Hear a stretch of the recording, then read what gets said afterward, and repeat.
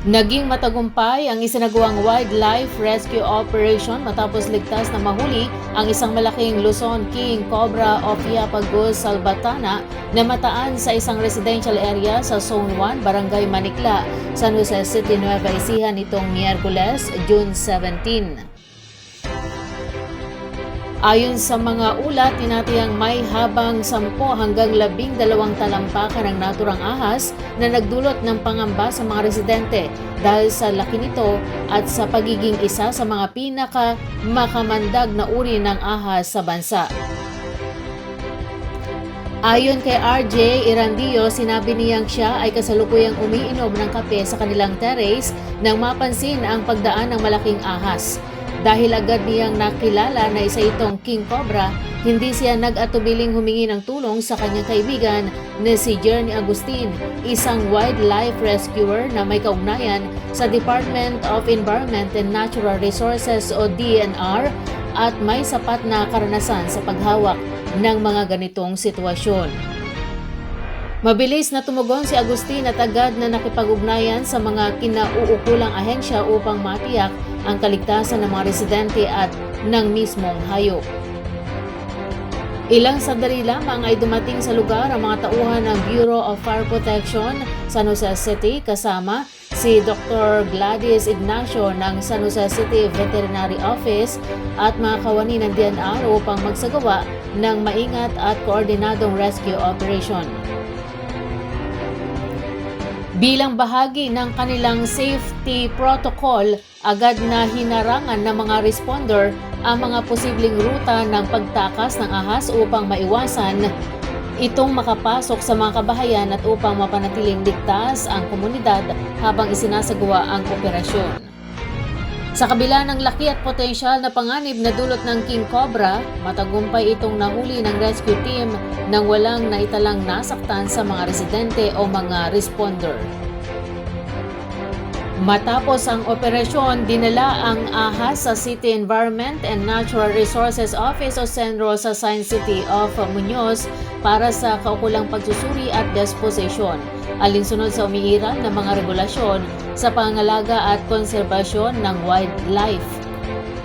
Pinuri naman ng mga residente ang maagap na pagtugon ng mga otoridad at wildlife rescuers na nagbigay daan upang maiwasan ang anumang sakuna sa komunidad.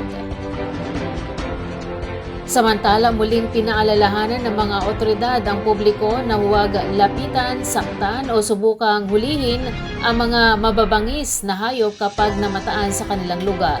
Sa halip agad na makipag-ugnayan sa DNR, Bureau of Fire Protection o iba pang kinauukulang tanggapan upang matiyak ang kaligtasan ng tao at wastong pangalaga sa mga ligaw na hayop.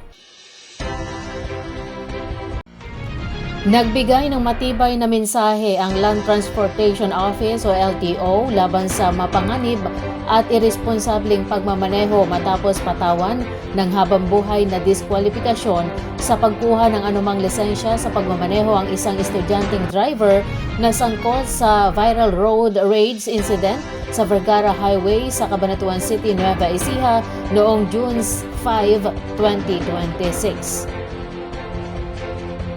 Kasabay ng pagbawi sa kanyang driver's license, ipinataw rin ng LTO ang pinakamabigat na administratibong kaparusahan matapos mapatunayang nagkasala ang respondent sa mga paglabag sa reckless driving at driving under the influence of alcohol o DUI.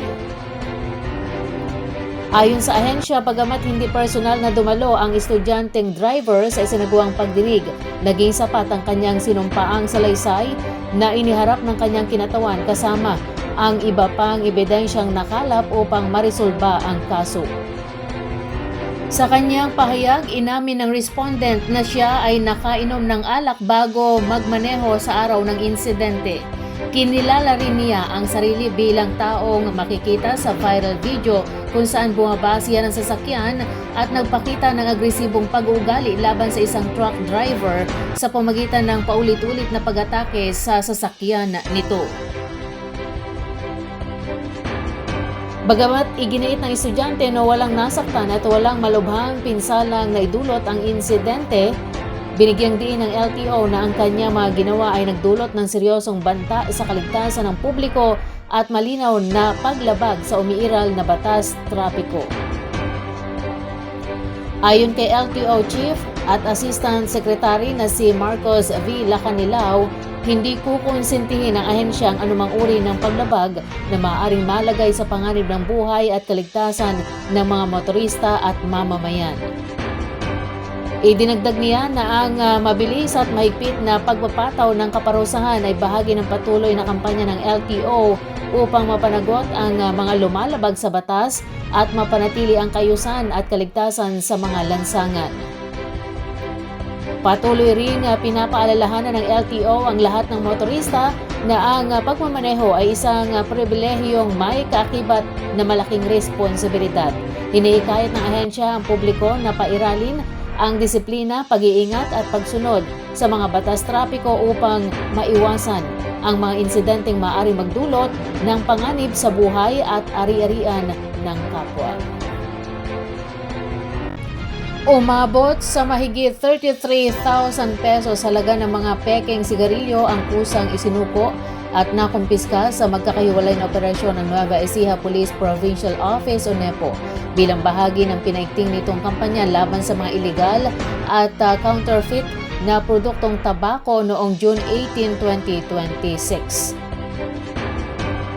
Sa ulat ng pulisya, matagumpay na nagsagawa ng operasyon ang mga tauhan ng Likab Municipal Police Station, Gabaldon Municipal Police Station, Talugtog Municipal Police Station, Nampikwan Municipal Police Station, Cuyapo Municipal Police Station, Cabanatuan City Police Station na nagresulta sa pagsuko at pagkakasamsam ng iba't ibang uri ng pekeng sigarilyo na may kabong halagang 33,800 pesos.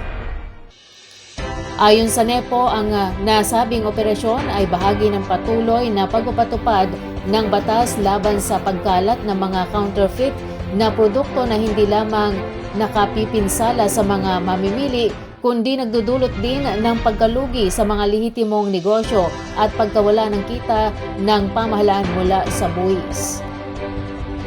Ipinapakita rin ng matagumpay na operasyon ang patuloy na pakipagtulungan ng mga lokal na pamayanan at mga otoridad sa pagpigil sa bentahan at distribusyon ng mga ipinagbabawal at pekeng produktong tabako sa lalawigan.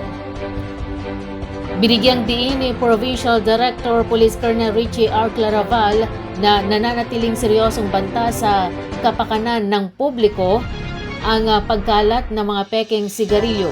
Aniya, ang mga counterfeit tobacco products ay nagdudulot ng panganib sa kalusugan ng mamamayan at nakakaapekto sa mga lehitimong negosyo at nagpapababa sa kita ng pamahalaan. Patuloy namang hinihikayat ng pulisya ang publiko na makiisa sa kampanya laban sa counterfeit at smuggled products sa pamagitan ng agarang pag-uulat ng anumang kahina-hinalang bentahan o distribusyon ng mga iligal na produkto sa kanilang lugar.